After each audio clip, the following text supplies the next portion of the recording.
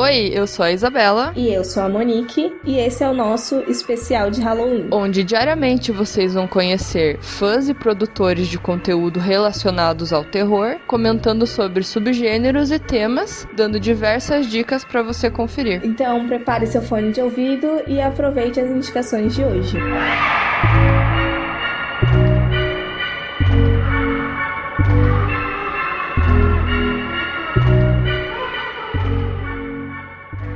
E aí pessoal, tudo bom? Pra quem não me conhece ainda, eu sou o Matheus Maltempe e eu tô aqui a convite da Isa e da Monique para falar um pouquinho do cinema de horror clássico. Eu queria primeiramente agradecer as duas pelo convite para participar do mês especial de Halloween do Horrorizadas, que vai ter 30 dias de conteúdo com bastante gente legal aqui falando sobre outros subgêneros. Vou aproveitar e fazer meu jabá pessoal.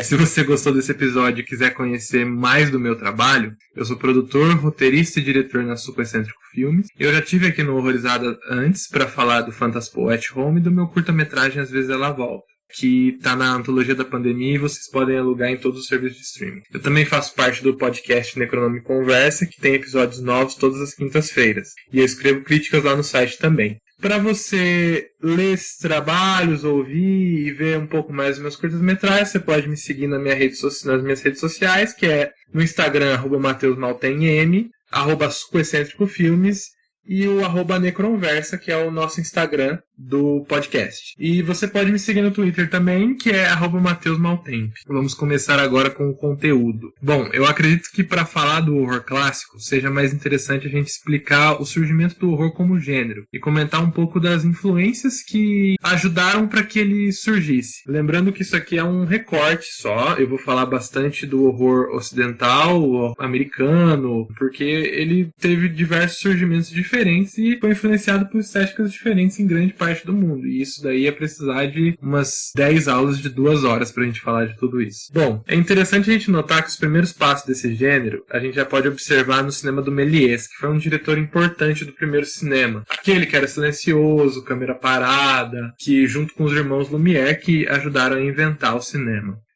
O Méliès, ele era um ilusionista e por isso ele utilizava do advento do cinema para criar realidades fantásticas e experimentar alguns truques de palco. No filme A Viagem à Lua, de 1902, a gente já percebe que a presença de alienígenas, ambientes fantasiosos, alienígenas eram uma ameaça para os protagonistas, assim como um outro filme dele que se chama O Reino das Fadas, de 1903. Tem presenças demoníacas muito semelhantes às iconografias cristãs, que a gente vê muito nos filmes de terror, né, que nós assistimos. Mas é um equívoco dizer que ele inventou o horror, porque, como eu disse, ele estava testando truques, experimentando uma arte nova. Então ele não fez esses filmes pensando em criar um novo gênero ou querendo assustar as pessoas. A generalização ela veio depois, mas não dá para não citar ele quando a gente fala de influências no surgimento do horror. Assim como também outro movimento é o expressionismo alemão, que é da década de 20, que os artistas da época eles criavam um universo que tentava representar um estado onírico. Entretanto, essa subjetividade presente nos filmes ela era negativa e opressora, denotada pela construção de cenários compostos de prédios pontiagudos, lugares grandes e eloquentes, bastante poluídos, e os ângulos de câmera que tornavam todos esses filmes incômodos. Tudo isso era composto por uma estética que, através do sombreamento, ou seja, a composição de sombras do filme, criava universos misteriosos e obscuros. A temática desses filmes também era em volta de temas pesados, muito por causa da crise econômica e política que a Alemanha passava na época, logo após a Primeira Guerra Mundial. Os dois principais filmes desse movimento que influenciaram muito a produção de filmes de terror, não só de terror, mas de outros gêneros, só que a gente vê muito desses filmes no terror da década de 30, são O Gabinete do Dr. Caligari, de 1920, do Robert Vienne, desculpa a minha pronúncia, onde há uma série de assassinatos e o personagem Francis precisa resolvê-los. E tem como principal suspeito o hipnotizador Caligari e o seu criado sonâmbulo Cesare. Então a gente vê que aí já tem essa temática envolvendo assassinato, o Cesare ele é meio zumbizado por causa do hipnotizador Caligari. Então a gente já vê ali que tem uma sementinha do horror surgindo nesse contexto político-social. E por último o filme Nosferatu, do F.W. Murnau, de 1922, que é uma adaptação do livro de Drácula de Bram Stoker. Ambos ficaram conhecidos por sua atmosfera, construção de cenários e uso das sombras como estética. que influenciaram e muito os filmes que viriam a seguir, considerados os primeiros filmes de terror, que eu vou falar logo adiante. Como eu disse anteriormente, o expressionismo alemão influencia o horror, mas o surgimento dele como gênero não se dá no lançamento desse movimento, já que esses filmes não foram produzidos com esse intuito, e sim de compor um movimento artístico que estava preocupado com a expressão da subjetividade e a criação de um universo distorcido da realidade. Um novo estilo de arte era a preocupação desses diretores, que negavam que estava sendo produzido no Ocidente, muito por causa dos resultados da Primeira Guerra Mundial e de como o Ocidente estava tratando a Alemanha por ter perdido a Primeira Guerra Mundial. Mas em 1931, quando desce as escadas, o Conde Drácula lhe diz ao mundo: I am Drácula, I bid you welcome. E com essas boas-vindas, ele também dá boas-vindas ao horror que surgia como gênero cinematográfico. O Drácula, do diretor Todd Browning, ele abriu o ciclo dos filmes de monstros da Universal. O Carl Laemmle Jr., peço perdão de novo pela pronúncia, que estava à frente da Universal na época, decidiu aproveitar o sucesso do filme e construir uma nova oportunidade de mercado que esses filmes possibilitariam, que era aproveitar os filmes B, os filmes de segunda linha, que a gente chama. Os filmes de horror dessa época, eles eram produzidos com baixo orçamento, tempo de duração definido e ritmo ágil. Eles eram exibidos nos intervalos entre sessões dos filmes de primeira linha dos grandes estúdios, nos grandes cinemas. E por conta do baixo orçamento desses filmes, eles eram muito rentáveis, o que fez a Universal aproveitar muito dessa produção, que surgiu o ciclo de monstros da Universal, que aproveitou da estética da literatura gótica, já que a maioria dos filmes eram inspirados nos livros, como o Drácula de Bram Stoker, o Frankenstein da Mary Shelley e o Homem Invisível do H.G. Wells. Os filmes ficariam marcados pela estética inspirada no expressionismo alemão. Os filmes ficaram marcados pela estética inspirada no expressionismo alemão, que era a utilização do jogo de sombras, que ele auxiliava na criação da atmosfera enevoada, que remetia inclusive às cidades europeias do século XIX. As atuações também tornaram-se referência e até hoje nós lembramos dos atores, sendo Bela Lugosi eternizado pelo papel de Drácula e Boris Karloff por sua atuação em Frankenstein. Como todo ciclo, eles tiveram seu início, ápice e decadência. A fórmula do horror gótico ela começa a ficar saturada e a perder o público, encerrando a produção dos filmes, sendo necessária uma renovação do gênero na época. Até que, na década de 40, a RKO Radio Pictures, junto com o produtor Val Lilton, eles trouxeram essa inovação, que eles tiraram o horror dos castelos góticos e dos monstros e produziram filmes de terror que se passavam na sociedade moderna, lembrando sociedade moderna da época, da década de 40. E como pano de fundo, traziam conflitos entre costumes tradicionais e costumes modernos, questões de gênero, mazelas sociais, conflitos entre classes, ou seja, eles abordavam problemas sociais e políticos, com o horror pautado em uma realidade mais próxima do espectador, o que deixava esses filmes ainda mais assustadores. Vale comentar também que na década de 60, a produtora britânica Hammer, ela volta com o horror gótico, mas ela traz uma novidade. Com a possibilidade de cores pela Technicolor, ela decide deixar aquilo que era mais sugerido na década de 30 um pouco mais explícito e expositivo. Ou seja, os filmes eles eram mais violentos, os monstros eles agora era violência explícita, sangue, e o sangue era vermelho por causa das cores da época, o que ajudou a dar uma renovada nesse horror gótico. E também ele trouxe essa escatologia, dose de erotismo, o que também atraiu o público, que não tinha nos ciclos de monstros da década de 30. Então a Hammer ela deixou as coisas um pouco mais para maiores de 18 anos. Bom, na década de 60 também, a gente teve o Hitchcock, que na obra dele, ele sempre flerta com o horror, mesmo que o filme dele também esteja com um pé no thriller, um pé no noir. Na década de 60 ele lançou o filme Psicose, que trouxe ao filme um assassino que é uma pessoa comum. Por isso ele colocou o horror agora distante de um monstro com dentes pontiagudos. Ele podia ser um vizinho ou um dono de hotel em que as pessoas se hospedavam com a família no final de semana. Talvez alguns filmes já traziam esses conflitos sociais, esses conflitos mais do dia a dia. Só que o Hitchcock, a forma como ele recombina os assuntos com a psicanálise de Freud e mata a protagonista no meio do filme, tornou Psicose um ícone e tirou a segurança de quem assistia esse filme. Em Psicose, o monstro ele não é perturbado e não apenas incapaz de controlar os seus impulsos assassinos, mas vitalmente inconsciente deles.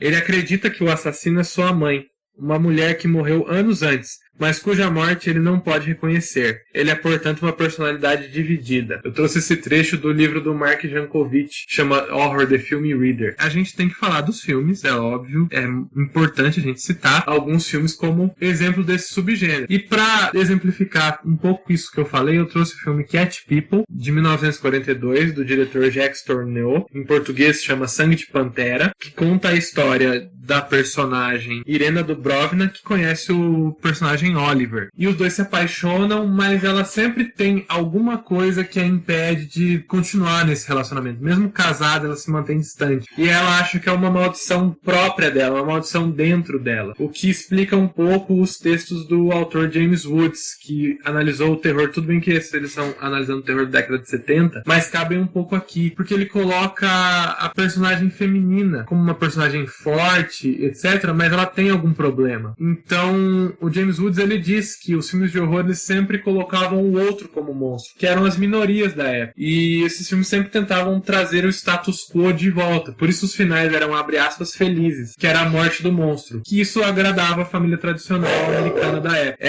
E esse filme, ele tem um jogo de luz, um jogo de sugestão que eu acho que vale a pena assistir para conhecer um pouco mais o horror clássico e eu sair um pouco do ciclo de monstro. Então, e ele também coloca aquilo que eu disse de esse conflito entre costumes tradicionais e costumes modernos. Porque a Irina, ela é muito presa à religião do povo que ela veio, bruxas, etc. E isso causa esse tormento psicológico nela. Então vale a pena assistir esse filme. E o outro filme que eu trouxe é um também que retrata o outro como monstro, que são as crianças. O filme que eu quero falar é Os Inocentes, de 1961. Ele é inspirado no livro A Volta do Parafuso, do autor Henry James, e ele conta a história da Miss Giddens, que é uma mulher contratada por um homem muito rico da época, que não quer saber dos seus sobrinhos, e ele contrata uma espécie de governanta para cuidar das crianças e não ter problema com elas. Ela é contratada logo após a morte da governanta anterior, e ela vai até essa casa e uma série de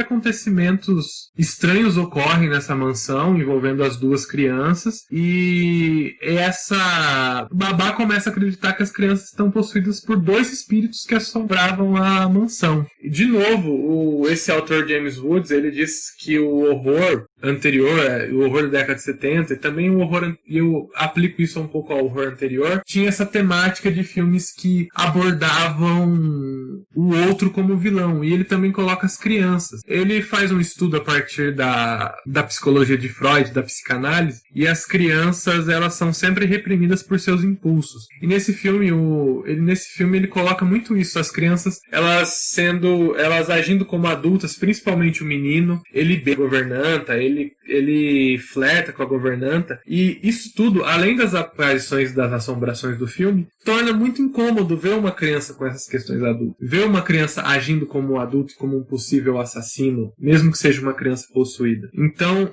eu trouxe esses dois filmes que eu acho que eles são até conhecidos, mas quando a gente pensa em cinema clássico do horror, a gente sempre volta para os filmes de monstro para dar uma diferenciada. Sangue de Pantera é um clássico e vale a pena assistir, ele teve um remake, e Os Inocentes também. Os Inocentes, ele teve um remake ano passado, e aproveitando que nós estamos em outubro, o mês do Halloween, dia 8, na Netflix está presente a nova série do diretor Mike Flanagan, que é a Maldição da Mansão Bly, a continuação da série antológica que começou com a Maldição da Mansão Hill. E a Maldição da Mansão Bly é baseada também na Volta do Parafuso, que também inspirou o filme Inocentes e vários outros filmes que surgiram depois.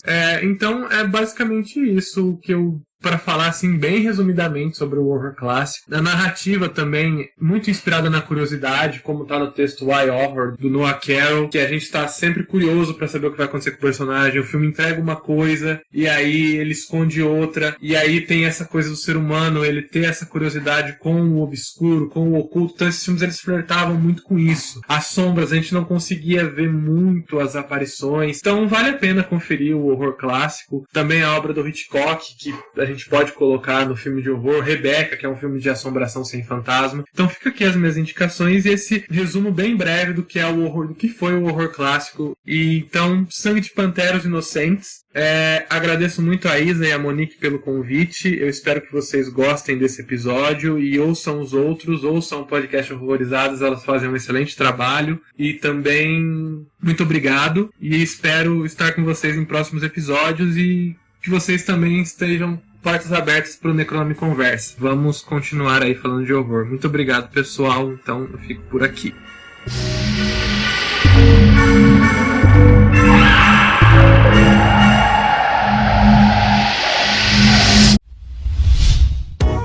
A iniciativa Podcasters Unidos foi criada com a ideia de divulgar podcasts menos conhecidos, aqueles que, apesar de undergrounds, têm muita qualidade tanto em entretenimento quanto em opinião.